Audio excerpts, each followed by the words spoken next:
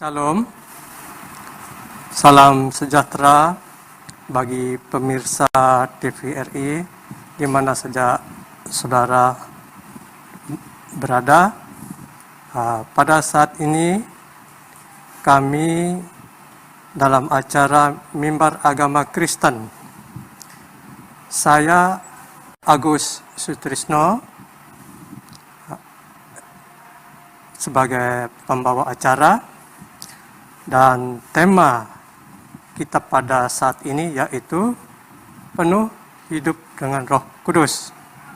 Dan di samping saya juga hadir narasumber yaitu Bapak Hasrat Perdamaian Nasara. Untuk lebih jelasnya, kita akan hadirkan Bapak narasumber untuk memberikan penjelasan bagaimana sebenarnya hidup penuh roh. Untuk itu kami persilakan Bapak Hasrat Perdamaian Nasara. Salam. Ya, salam Pak. Silakan Pak. Ya, baik. Benar sekali bahwa hari ini kita akan belajar satu tema kebenaran firman Tuhan, yaitu penuh dengan Roh Kudus. Kita tahu bahwa dalam keadaan seperti ini Pak, ada pandemi COVID-19. Jadi ada situasi-situasi yang sulit yang harus kita hadapi. Dan dibutuhkan suatu kehidupan, yaitu kehidupan yang penuh dengan Roh Kudus. Nah, ini cukup menarik Pak ya. Di dalam Efesus nanti pasal yang ke-6 pasal yang ke-5, saya ulangi, Efesus pasal yang ke-5 ayat yang ke-18, demikian firman Tuhan. Dan janganlah kamu mabuk oleh anggur, karena anggur menimbulkan hawa nafsu. Tetapi hendaklah kamu penuh dengan roh. Jadi penuh dengan roh ini menjadi suatu pelajaran yang luar biasa buat kita, untuk kita pada hari ini. Namun sebelum kita belajar lebih jauh Pak, Bapak akan memimpin kita dalam doa. Mari kita sama-sama berdoa. Kita minta pimpinan daripada Roh Tuhan, supaya apa yang nanti disampaikan oleh narasumber mudah kita mengerti dan pahami. Kita sama-sama berdoa. Terima kasih Tuhan atas segala kasih anugerah Tuhan, hingga kami boleh hadir di tempat ini dan acara ini boleh terselenggara dengan baik. Kami mohon pimpinan Tuhan dari awal hingga akhir. Demikian juga apa yang disampaikan nanti boleh berkenan di hadapan Tuhan dan boleh menjadi berkat bagi kami semua yang mendengarkannya. Terima kasih Tuhan. Kami serahkan semua ini ke dalam tangan pemeliharaan Tuhan. Hanya dalam nama Tuhan Yesus Kristus kami berdoa, memohon berkat ini. Haleluya. Amin. Amin, amin. Ya, luar biasa Pak, hari ini kita akan belajar kebenaran firman Tuhan. Sebagaimana tadi sudah disebutkan bahwa tema kita pada hari ini, pada saat ini, yaitu penuh dengan Roh Kudus. Ya, seperti itu Pak ya. Jadi memang dibutuhkan kehidupan yang penuh dengan Roh Kudus untuk menghadapi situasi-situasi yang saat ini sedang sulit, sedang tidak baik-baiknya, sedang ada pandemi yang sedang mengancam, membatasi kita dan sebagainya. Jadi dibutuhkan suatu kehidupan, kesabaran, hal-hal yang baik, yang ekstra bagi hati dan diri kita masing-masing. Maka itu tidak mampu kita lakukan dengan kemampuan sendiri Pak. Ya. Demikian Bapak Ibu pemirsa, kita tidak mampu. Kita berkata bagaimana mungkin saya bisa melakukan, untuk diri saya sendiri pun tidak bisa. Maka kita membutuhkan pertolongan Allah. Apa yang kita sebut sebagai kehidupan yang penuh dengan Roh Kudus. Nah, nanti kita akan belajar Pak dalam 3 bagian. Ya. Bagian yang pertama konsepsinya, bagian yang kedua aplikasinya, dan bagian yang ketiga adalah impartasinya. Jadi kita akan bagi dalam 3 bagian pelajaran ini Pak. Nah, pertama kita masuk di dalam konsepsinya ya Pak ya. Ya, ya. Ya, seperti itu pemirsa, kita masuk dalam konsepsinya. Apa sih yang dimaksud dengan pernyataan di sini? Hendaklah kamu penuh dengan roh. Penuh dengan roh. Roh yang dimaksudkan di sini adalah Roh Kudus. Roh Kudus itu memenuhi hati dan pikiran kita. Apa maksudnya? Apa yang hendak diungkap dalam hati kita kepada kita dengan dikatakan hidup penuh dengan Roh Kudus? Nah, ini yang pertama itu konsepsinya. Kita harus paham terlebih dahulu. Kita harus mengerti terlebih dahulu apa maksudnya penuh dengan Roh Kudus yang disampaikan oleh firman Tuhan kepada kita pada saat ini. Nah, kalau kita perhatikan di dalam ayat 18 ini, ada konteks-konteks ayat yang bisa memberikan gambaran kepada kita apa itu hidup penuh Roh Kudus. Di dalam ayat 15 misalnya, perhatikanlah dengan seksama bagaimana kamu hidup seperti orang arif. Nah, itu mulai memberikan gambaran. Ada lagi di dalam ayat 16, mempergunakan waktu yang ada. Ya, itu penuh dengan Roh Kudus ya. Lalu di dalam ayat 19, berkata-kata yang baik, memberikan pujian, memberikan perkataan yang memuliakan Tuhan. Seperti itu. Jadi kalau kita lihat konsep ini, telah ada gambaran buat kita. Bagaimana sebenarnya hidup yang penuh dengan Roh Kudus itu. Ya. Sebagai lawannya kita lihat. Di sini jangan seperti orang bebal. Bahkan di dalam ayat 18 disebut, jangan kamu mabuk oleh anggur. Jadi ini lawan dari penuh dengan Roh Kudus itu, lawannya mabuk dengan alkohol. Disebutkan situ anggur. Ya. Nah, ini luar biasa Pak ya. Buat Bapak Ibu yang bisa belajar sedikit bahasa Yunani, ini kalau kita melihat di dalam gramatikal dan teks Yunaninya, ini luar biasa. Kenapa saya katakan demikian? Yang pertama, kalau kita perhatikan kalimat ini modusnya ini imperatif, Pak. Ya, ada modus-modus yang kita bisa tahu, misalnya jasif. Jasif itu adalah perintah, tetapi boleh kita lakukan, boleh tidak kita lakukan. Kalau kita lakukan, kita dapat berkat. Kalau kita tidak lakukan, kita mengalami kerugian. Tetapi untuk modus di dalam pernyataan ini luar biasa. Hendaklah kamu hidup penuh dengan roh, itu modusnya itu imperatif. Itu artinya perintah yang tidak bisa ditolak. Tidak ada pilihan, kecuali kita melakukannya. Jadi perintah ini menyatakan, memerintahkan kita supaya hidup penuh dengan roh. Jadi tidak ada pilihan lain, harus dilakukan. Kalau kita lihat dari tensisnya ini pleurosti dari kata dasar pleuroo itu, kalau kita lihat tensisnya itu kegiatan yang berlangsung setiap saat secara berkesinambungan. Jadi hidup penuh dengan Roh Kudus itu adalah kehidupan yang berlangsung bukan hanya 1 hari 2 hari, tetapi berkesinambungan sepanjang waktu. Jadi itu tensisnya Pak ya. Jadi luar biasa. Lalu kita melihat lagi lebih jauh, ini penuh dengan Roh Kudus, kata pleroo itu menunjukkan suatu keadaan secara kualitatif itu sempurna. Dari segi waktu itu berlangsung dari awal sampai selesai. Dan dari segi kualitas lain juga disebut bahwa itu artinya keadaan yang tidak ada kurangnya. Jadi pleroo itu sebenarnya kalau kita terapkan dalam pengertian ini, penuh dengan Roh Kudus itu bukan dikonsepsikan seperti misalnya minum kita. Jadi penuh dengan air ya, gelas kita itu penuh dengan air. Jadi ada kalanya kurang, itu kuantitas. Tetapi ini yang dibicarakan di sini adalah kualitas, Pak. Kualitas. Apa artinya? Seperti ini. Hidup penuh dengan Roh Kudus itu sebenarnya yang penuh itu bagaimana hidup kita ini dipimpin sepenuhnya oleh Roh Kudus. Hidup kita dikuasai sepenuhnya oleh Roh Kudus. Dikontrol sepenuhnya oleh Roh Kudus. Nah, itu konsepnya. Jadi hidup kita ini bukan menurut maunya kita. Pak, ada kalanya kita berani, ada kalanya kita nggak berani. Saya lihat ada orang-orang mabuk, dia kalau tidak mabuk dia nggak berani berkelahi, nggak berani ngomong kasar. Begitu dia mabuk, dia berani. Lalu kalau kita perhatikan kenapa? Karena ada alkohol yang mengendalikan dia, ya. Ya. Demikian juga kalau Roh Kudus itu mengendalikan kita. Dari awalnya kita tidak berani melakukan kebenaran di antara orang-orang yang tidak benar. Kita menjadi berani. Kenapa? Karena ada Roh Kudus. Itu konsepsinya.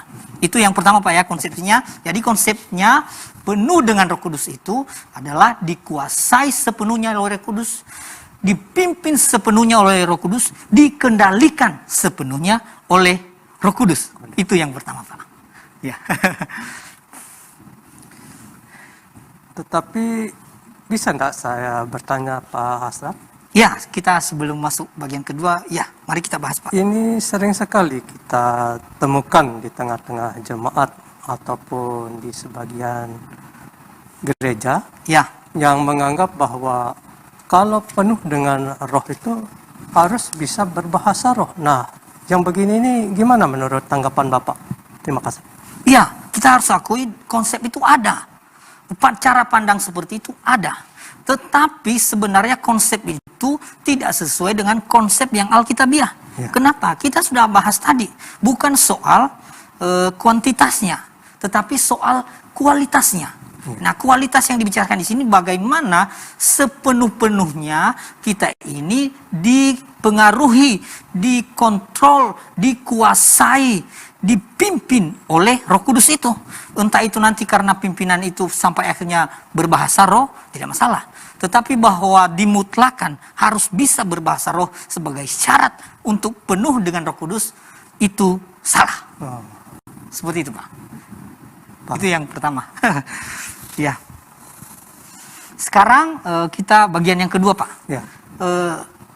Habis konsepsi, yang kedua aplikasi. Aplikasi. Nah, kalau kita sudah mengerti apa yang dimaksud dengan hidup penuh dengan Roh Kudus, itu tidak cukup hanya dipahami. Betul Pak ya? Ya. Bukan hanya dipahami, tetapi ini juga harus nyata di dalam kehidupan kita. Ya, harus nyata.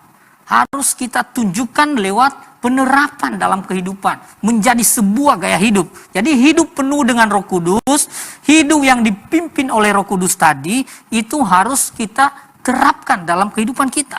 Di dalam gaya hidup kita. Ya, itulah sebabnya tadi di dalam gramatikal bahasa Yunaninya, itu merupakan suatu kegiatan yang terus-menerus, present tense. Ya, jadi suatu kegiatan yang berlangsung secara berkesinambungan. Apa disebutkan di situ bagaimana? Hidup yang penuh dengan Roh Kudus adalah hidup yang dikendalikan sepenuhnya oleh Roh Kudus sehingga kita melakukan perbuatan-perbuatan yang berkenan kepada Allah, yang dikehendaki oleh Allah. Ya, ada di dalam ayat 15. Mari kita lihat di situ. Karena itu perhatikanlah dengan seksama bagaimana kamu hidup. Nah, di dalam ayat 18 dan 19 saya katakan, berkata-katalah seorang kepada yang lain dalam mazmur. Ini artinya apa? Mulut kita ini mulut yang penuh dengan puji-pujian kepada Allah. Kalau orang yang dikendalikan oleh alkohol, itu apa? Perkataan-perkataannya itu ya kasar Pak ya. Iya, betul. Mencari perkelahian. Ya. Berani sampai memaki orang, mengutuk orang. Jadi sebaliknya, hidup yang dipimpin oleh Roh Kudus itu hidup yang mengucapkan kata-kata berkat. Di sini kata-kata pujian, mazmur, artinya mengucap syukur kepada Allah. Memuliakan Tuhan, mengucap kata-kata yang memberikan rangsangan untuk membuat orang terbangun rohaninya. Seperti itu. Jadi kata-kata kita pun harus kata-kata yang menjadi berkat. Kata-kata yang mengandung pujian, yang memuliakan Tuhan. Itu hidup yang nyata melalui perbuatan yang kita aplikasikan dalam kehidupan kita. Karena kita penuh dengan Roh Kudus. Nah, ini luar biasa sekali. Saya lihat ini sangat menolong kita di dalam masa pandemi Pak ya. Betul. Ya. Jadi dalam masa pandemi ini kita harus bisa menunjukkan. Jadi kalau kita tidak dikuasai oleh Roh Kudus, kita bisa terhanyut dengan situasi, kita bisa terbawa dengan situasi, dan akhirnya kita melakukan hal-hal yang justru mempermalukan nama Tuhan, yang justru tidak memuliakan Tuhan. Tetapi kalau kita penuh dengan Roh Kudus, situasi apapun kita bisa tunjukkan. Jadi hidup penuh Roh Kudus menjadi suatu gaya hidup kita yang nyata bagi banyak orang. Seperti itu Pak, itu yang kedua. Pertama tadi konsepsinya, yang kedua aplikasinya. Kasih. Ya Pak. Itu yang kedua Pak. Nah, sekarang saya tanya dulu Pak. Ya. Pada masa pandemi ini, bagaimana implementasinya orang yang dinyatakan penuh Roh Kudus? Karena pemerintah pun pada saat ini kan mengeluarkan suatu aturan atau prokes yang untuk ditaati. Nah, sebagai umat Kristen itu apa yang harus kita lakukan? Nah, ini dia. Ini luar biasa. Ini pertanyaan yang sungguh-sungguh real ya dalam kehidupan kita. Nanti itu menjadi bagian yang ketiga, impartasi. Tetapi saya akan menyinggung terlebih dahulu di bagian kedua ini, bahwa memang kalau kita tidak penuh dengan Roh Kudus, kita bisa saja memiliki cara pandang yang berbeda, yang melawan protokol kesehatan dari pemerintah. Jadi orang-orang yang kita lihat melawan pemerintah sebenarnya itu tidak penuh dengan Roh Kudus. Kalau dia sungguh-sungguh penuh dengan Roh Kudus, ada tadi pimpinan Roh Kudus itu yang membuat dia memahami, yang membuat dia taat. Di dalam Roma pasal 10 ayat 13 mungkin, firman Tuhan jelas-jelas menginstruksikan kita semuanya supaya taat pada pemerintah, tunduk pada pemerintah. Kita melaksanakan kewajiban kita. Dikatakan di situ apa? Tuhan yang memberikan, Tuhan yang mengangkat pemerintah untuk mengontrol kehidupan, untuk mengatur kehidupan kita.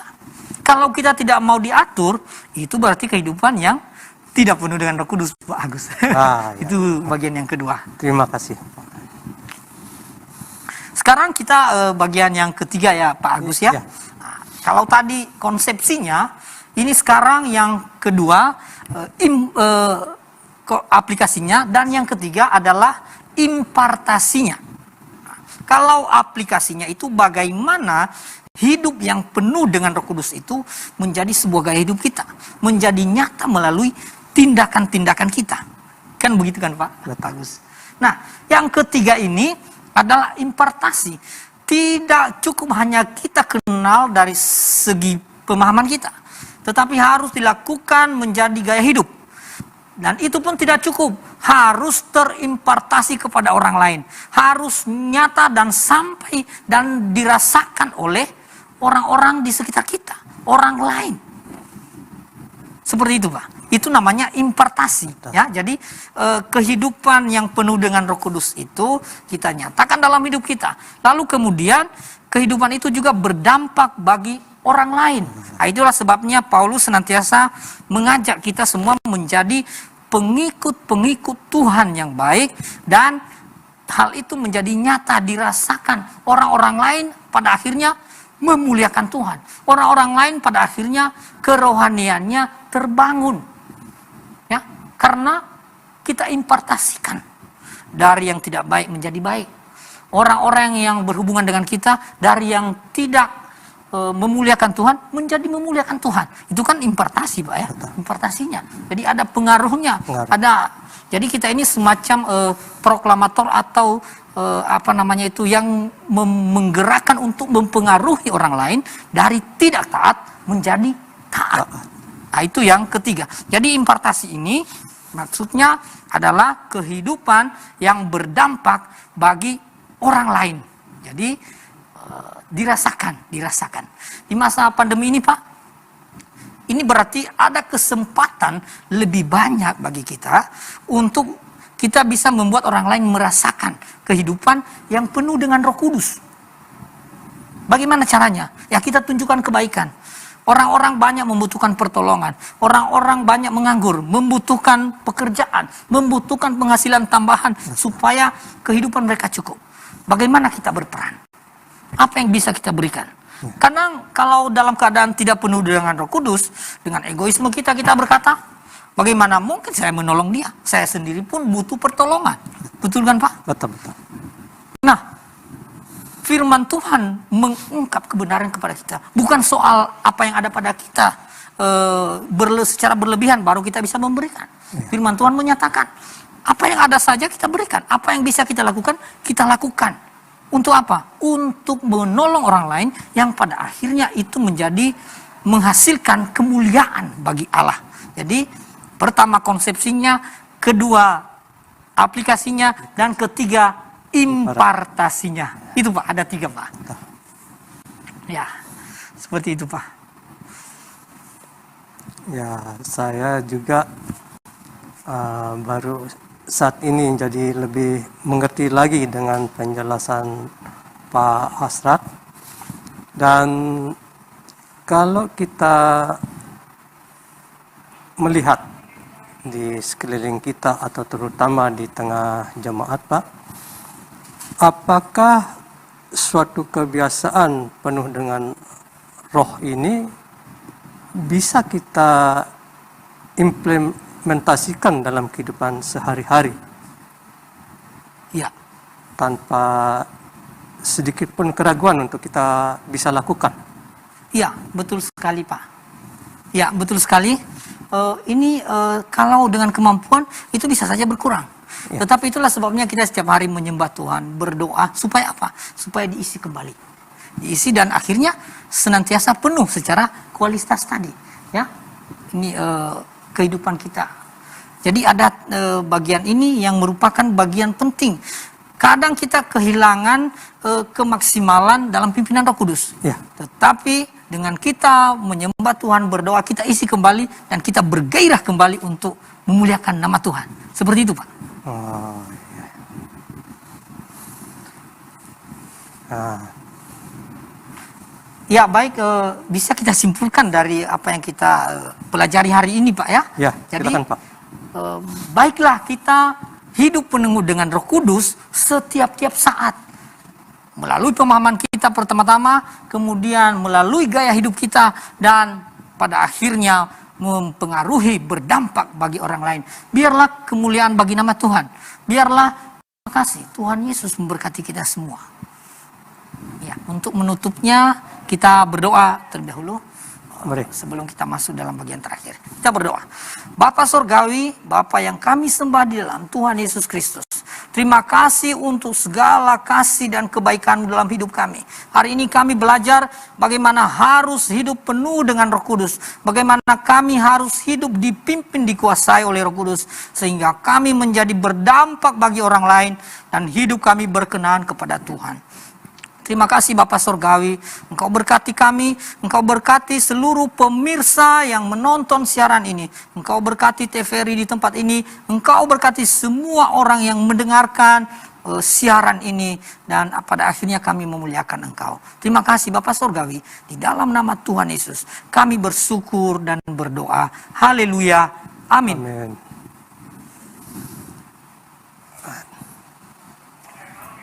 Baik, sampai bertemu kembali di dalam sesi dan acara yang sama pada sesi berikutnya.